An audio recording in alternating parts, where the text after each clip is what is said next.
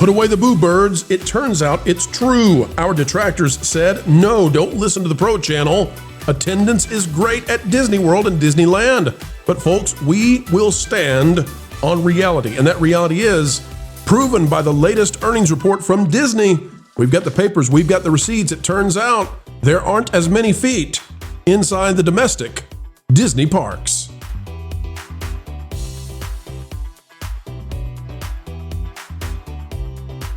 Hello, friends, and welcome back yet again. Apologies surely will be raining down upon us like manna from heaven. No, not yet. No, probably not going to happen. Well, folks, that's fine because we'll take a victory lap. Nevertheless, it turns out that Disney attendance has been down, as we've been reporting, and we're not here to gloat about it. We're not here to jump upon the losses of the House of Mouse, but rather we just want to say we reported it correctly. We got it right. And we're going to tell you how badly it's going for Disney. We've got the info you need to know. Click the like button, and here we go. The Walt Disney Company is announcing that it had a 1% decline in U.S. park attendance.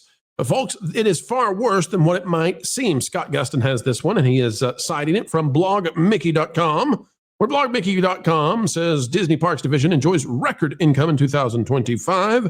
And yes, that's technically true, although inflation is what it is, and Disney largely raised its prices.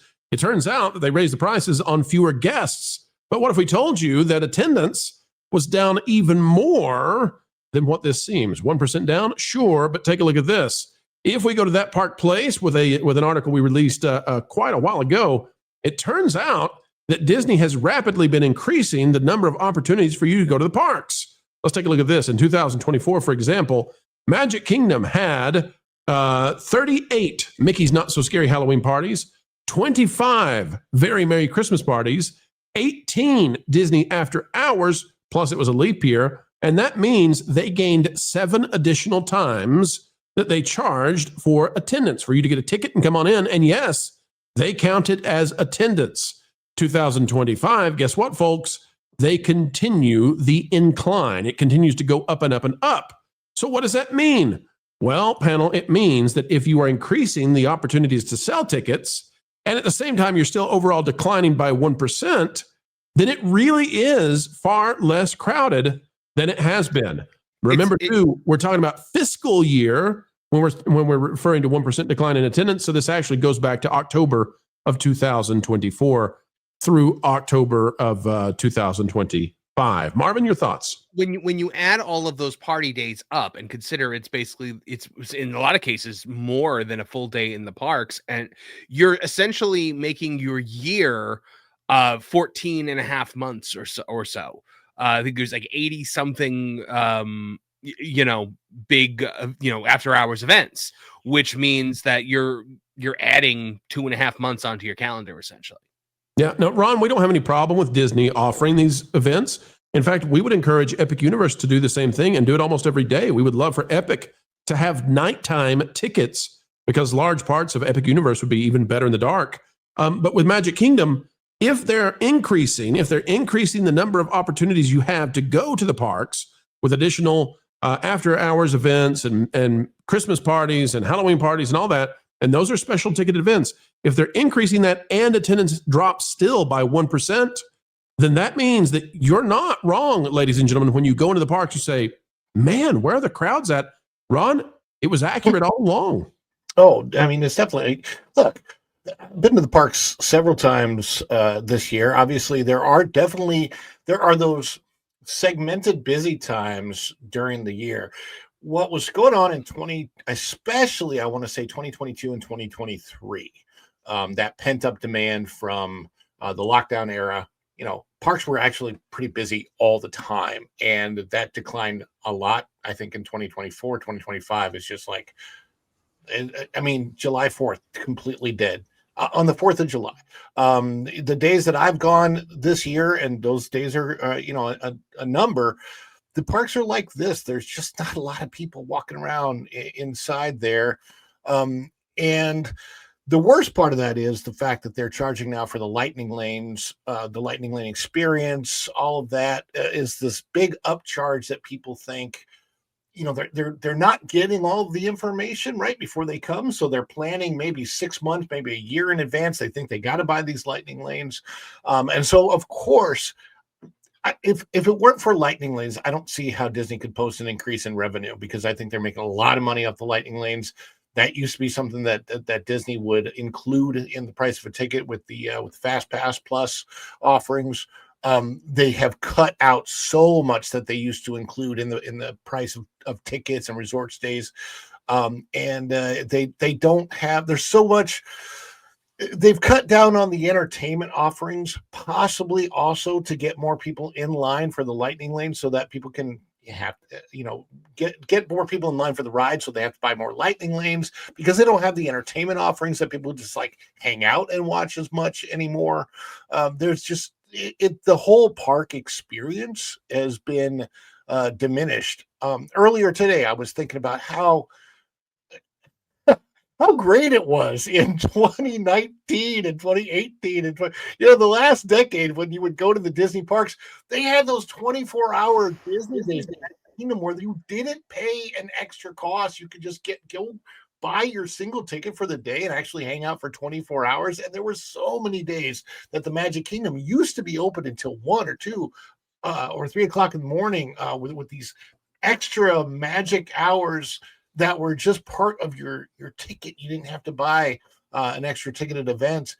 And so now they are dividing these days up. So we're like, okay, how can we get people to have to pay 2 separate park entrances a day, plus light lanes, plus merchandise, plus food? The food costs are rising.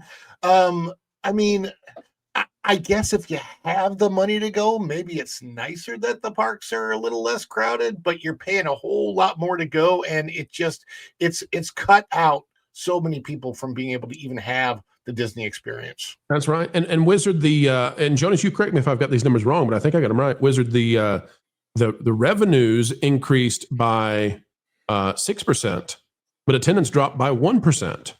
Now, what that means is that people got, that they spent a lot more money when they were in the parks, even with less people there. The other thing is that when we look at the Disney earnings report, Disney also had a larger increase in profits off of that. Now, how do you drop attendance, increase the revenues off the attendance, and increase your profits even faster than the revenues went up? By cutting your expenses. In other words, a lesser product for fewer people at a much higher cost. How long was it till we get apologies from the folks out there who said we were wrong when all along it was absolutely correct? Well, they're never going to apologize, and no one's ever going to admit that these things were happening. But that is something to be said, though, that we are seeing, and it is, of course, it's happening with Disney, and it's happening in the theme parks, but it's happening with a lot of corporations across the board. You're having expenses plummeting, prices increasing, and they're forcing people out of the marketplace entirely. And I think there is something to be said about that, where it's like Disney World was never cheap. It was I wouldn't even use the word affordable, but it was something that was manageable for a lot of families. And now it isn't. We're getting so far past that, where even if it is in the ballpark for you, the value that they're offering is just not there. Especially the fact that, there's construction up. They're taking things out that were legacy IPs and legacy things that people would go to these parks for. Those are being pulled out. And the fact that it is more expensive than it's ever been, but you're not getting as much for your dollar. How long does that last? I don't know, but it doesn't look good now. And it certainly is kind of telling for where the positioning of the company is. Like, where do they want people to perceive them? It's, oh, well, we're the most expensive thing, but we're also not giving the most value. And that's pretty sad.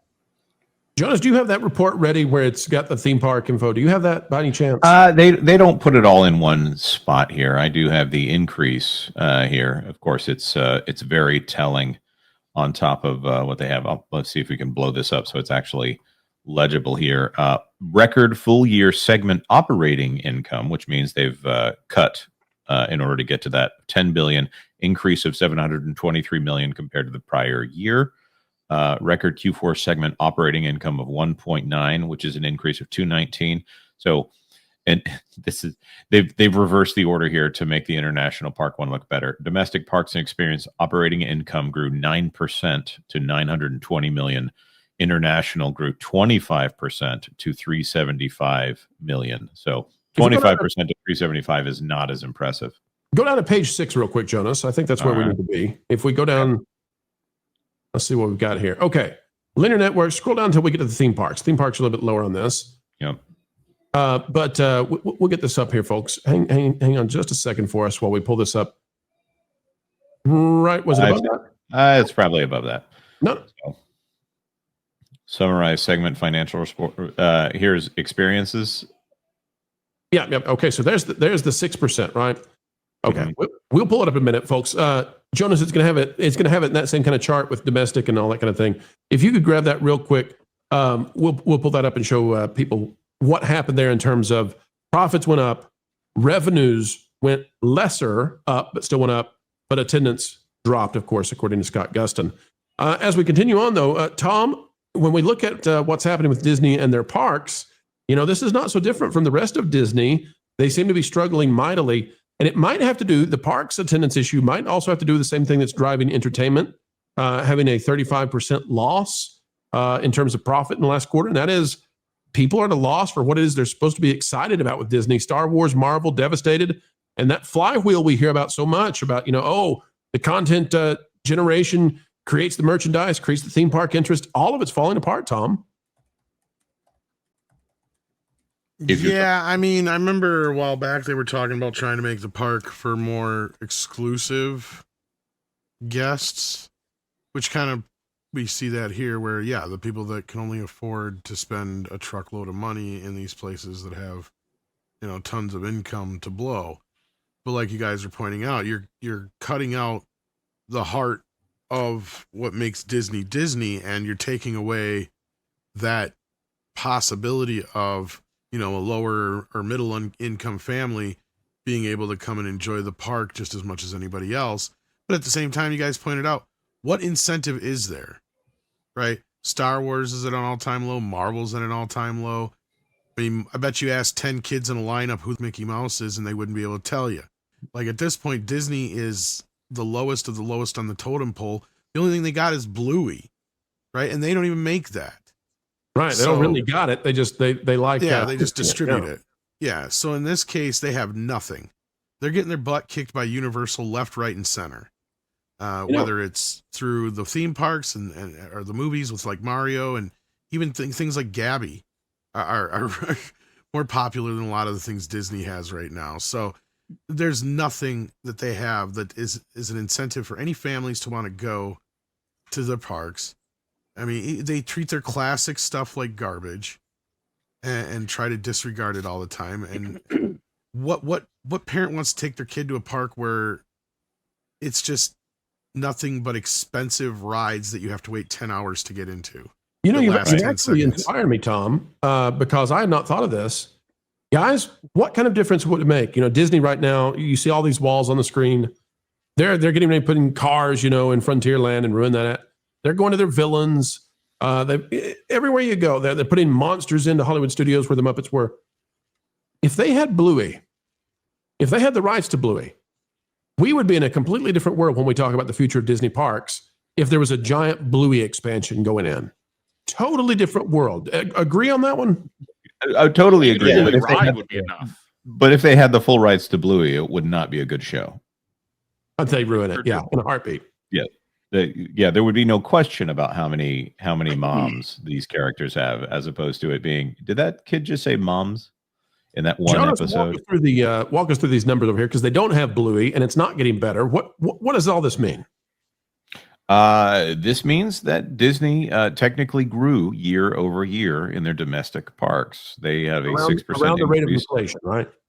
Right. And their operating income went up, which means they reduced expenses at the parks. What are things that reduce expenses? That's probably labor, and that's probably cheaping out on maintenance, as we often see. The consumer products division, which is within that, went up 14% in operating income, because it's this piddly little part of it. I think that consumer products is the merch that you buy at the parks. This is all Disney merch is under experiences. Maybe ESPN has its own out there, but at this point, they are making money by providing you a worse experience. That's what I interpret this information as. What I've always said, the motto of the modern Disney company is worse but more expensive. Yes, That's right. I don't think this is a lasting proposition either. I mean, this feels like, okay, so if you have attendance dipping 1% in 2025, what happens in 2026 when everybody knows that these construction walls are everywhere in the parks, that they have the choice for the entire year, by the way, now to go to Epic Universe and experience all that Universal has to offer. It's as far as Walt Disney World is concerned. Now, of course, there's the California domestic parks. I don't know as much about Disneyland, but it just seems to me that this, I mean, again, this goes back to now they've got a streaming service. Now they've got a sports streaming service. Now they're all of this division. They don't know what they're doing in entertainment, and the parks division is falling apart as well. Even though it looks like the revenue is good because of these extra charges that people are getting charged with. But again, it only takes a few years of people coming back from Disney World and telling their friends and family how bad the trip was and how much it cost before, these parks lose a significant portion of guests to where they're not making that money back unless it's, alcohol revenue. I think we're there. I think that if you remove the late night stuff, if you remove the Mickey's Halloween and Christmas and the after parties, I think you might see like a 3% or 4% decrease in attendance. I think that's where Disney is. But, good for them. Good for them for having those late night additions. It's helping hide that when you go to Disney, folks, you're going to have a lot more living space between you and the next guest. And put another one in the can, folks. A video of excellence has been birthed into existence, and you were there to witness it. Thank you for participating. We hope you had a good time. Folks, it's a great time anytime we get to share time with you, and we mean it. The only thing additional we ask, on the way out the door, consider clicking the like button. Share, subscribe, click it and stick it to those pesky algorithms. It is the notification bell. Drop a comment down below. And oh, by the way, if you would be so kind, perhaps share this out on your favorite social media platforms. Folks, we've got all kinds of content coming your way. If you are interested in going even beyond all of that, well, there's a Pro Store, and you can always find those items directly below the video you're watching. The Pro Store, it's a cool place to check out for items that, well, definitely Disney and the rest are not going to sell you, but we're happy to do so. Until the next time, keep learning, keep growing, and as always, keep having fun. Jump into the water. Why listen to music made by people and companies who really don't like you? Check out Vacation Radio today and prepare for all new content made by the people behind the WDW Pro Channel. It's the place you need for all the music. That should be fun.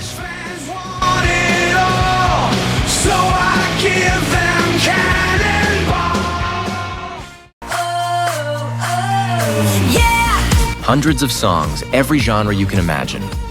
Listen live on YouTube and enjoy a set list that's always sunny. It's Vacation Radio.